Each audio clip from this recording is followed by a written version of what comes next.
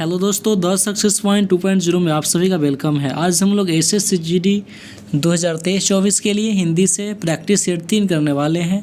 तो सेशन में अंत तक बने रहिएगा। सेशन को लाइक शेयर एवं जो लोग अपने चैनल पर नए हैं चैनल को सब्सक्राइब जरूर कर लीजिएगा। बता दें कि इसका PDF का लिंक वीडियो के डिस्क्रिप्शन बॉक्स में डाल दिया गया है, आप लोग वहाँ से इसे डाउनलोड कर सकते हैं। तो चलिए पहले क्वेश्चन की ओर अग्रसर होते हैं। क्वेश्चन नंबर फर्स्ट, निम्नलिखित वाक्य के रिक्त स्थान में सबसे उपयुक्त मुहावरा क्या होगा? नेता बनना हो तो मंत्री जी के साथ डैश बन जाओ। ऑप्शन नंबर यहाँ पे हमारा हो जाएगा ए, नेता बनना है तो मंत्री जी के साथ अमरबेल बन जाओ। ऑप्शन नंबर ए अमरबेल हमारा सही आंसर हो जाएगा। क्वेश्चन नंबर 2, सद कार्यों को हमेशा समर्थन मिलता है और गलत का डैश होता है। समर्थन विलोम शब्द से वाक्य पूर्ण करे। तो यहाँ पे हमारा ऑप्शन नंबर सी हो जाएगा, विरोध। सद कार्यों को हमेशा समर्थन मिलता है और गलत का विरोध होता है। ऑप्शन नंबर सी हमारा सही आंसर हो जाएगा। अगला क्वेश्चन, क्वेश्चन नंबर 3, जयेश ने खाना खाया उक्त वाक्य का अपूर्ण वर्तमान काल में रूपांतरण क्या होगा? तो यहाँ पे हमारा ऑप्शन नंबर ए, जयेश खाना खा रहा है, हमारा सही आंसर हो जाएगा। ये जो है वर्तमान काल द्वारा रूपांतरित किया है, राजेश खाना खा रहा है। अगला क्वेश्चन, क्वेश्चन नंबर 4, निम्नलिखित शब्दों में से कौन सा शब्द एनाकार्थी शब्द है? यहाँ पे हमारा ऑप्शन नंबर बी, मुद्रा हमारा एनाकार्थी शब्द हो जाएगा। चलिए अगले क्वेश्चन की ओर अग्रसर होते हैं। क्वेश्चन नंबर 5, देखिए हम सभी से क्या पूछी है। निम्नलिखित वाक्य में रेखांकित एकार्थी शब्द युग्म का उपयुक्त अर्थ बताएं। हमारे गांव में पीपल के सप्त पेड़ है। यहाँ पे हमारा जो एकार्थी शब्द युग्म हो जाएगा ऑप्शन नंबर ए, सापित 7। हमारे गांव में पीपल के सापित 7 पेड़ है। ऑप्शन नंबर ए हमारा सही आंसर हो जाएगा। अगला क्वेश्चन, क्वेश्चन नंबर 6, देखिए हम सभी से क्या पूछी है। सुजय राघव को पुस्तक दिया, उक्त वाक्य में कारक संबंधी त्रुटि पहचान कर निम्नलिखित में से शुद्ध वाक्य का चयन कीजिए। यहाँ पे हमारा ऑप्शन नंबर डी, सुजय ने राघव को पुस्तक दी। सुजय ने राघव को पुस्तक दी। ऑप्शन नंबर डी हमारा सही आंसर हो जाएगा। अगला क्वेश्चन, क्वेश्चन नंबर 7, द्विज शब्द के लिए उपयुक्त खंड चुनिए। द्विज शब्द के लिए उपयुक्त वाक्य खंड चुनिए। द्विज, तो यहाँ पे हमारा ऑप्शन नंबर बी, 2 बार जन्म लेने वाला, उसे हम लोग द्विज कहते हैं। इस सेशन के अगला क्वेश्चन, क्वेश्चन नंबर 8, देखिए हम सभी से क्या पूछी है। निम्नलिखित में से किस वाक्य में गुणवाचक विशेषण अशुद्ध है? क्वेश्चन कह रही है निम्नलिखित में से किस वाक्य में गुणवाचक विशेषण अशुद्ध है? तो यहाँ पे हमारा ऑप्शन नंबर सी, यह एक नया इमारत है, इसमें जो है गुणवाचक विशेषण अशुद्ध है, यह एक नया इमारत है। अगला क्वेश्चन, क्वेश्चन नंबर 9, देखिए हम सभी से क्या पूछी है। वायु के एकार्थी शब्द से निम्न वाक्य की पूर्ति कीजिए। सारे विशाल पेड़ डैश से गिर पड़े। वायु के एकार्थी शब्द यानी कि हमारा ऑप्शन नंबर ए हो जाएगा, प्रभंजन। सारे विशाल पेड़ प्रभंजन से गिर पड़े। ऑप्शन नंबर ए हमारा सही आंसर हो जाएगा। अगला क्वेश्चन, क्वेश्चन नंबर 10, निम्न में से किस वाक्य में खल के सही पर्यायवाची शब्द का प्रयोग हुआ है? यहाँ पे हमारा ऑप्शन नंबर ए, नयन अत्यंत दुष्ट है। खल नयन अत्यंत दुष्ट है। ऑप्शन नंबर ए हमारा सही आंसर हो जाएगा। अगला क्वेश्चन, क्वेश्चन नंबर 11, देखिए हम सभी से क्या पूछी है।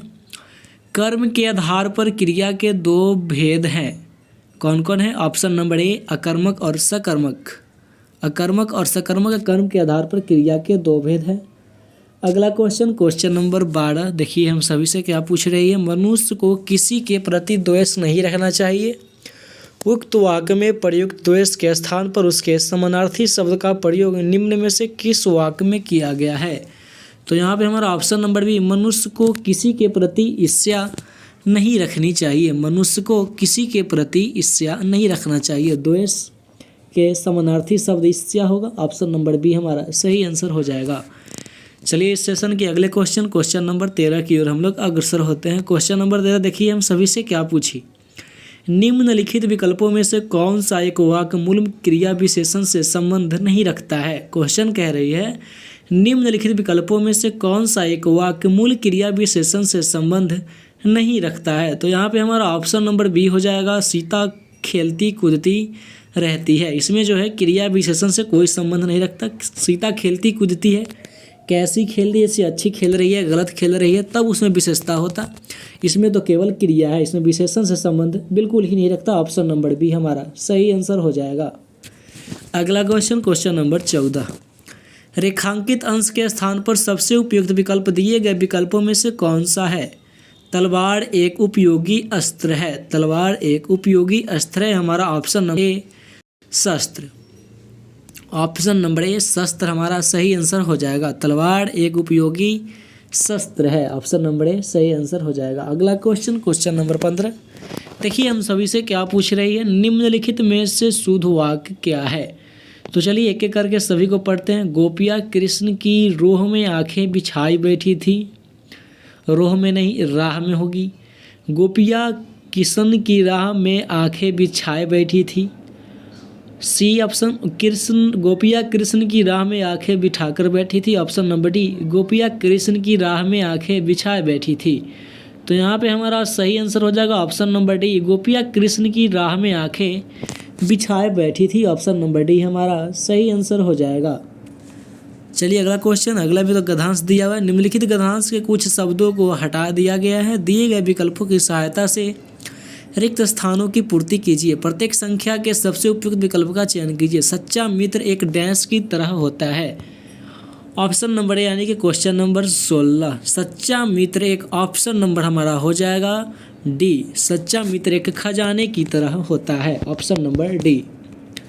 रिक्त स्थान 2 के लिए सच्चा मित्र खोज पाना डैश काम नहीं है। तो यहाँ पे हमारा हो जाएगा ऑप्शन नंबर बी सच्चा मित्र खोज पाना सरल काम नहीं है। चलिए अगले क्वेश्चन रिक्त स्थान 3 के लिए देखते हैं। ऐसा मित्र डैश नहीं होता, ऐसा मित्र डैश नहीं होता। तो यहाँ पे हमारा हो जाएगा क्वेश्चन ऑप्शन नंबर ए स्वार्थी।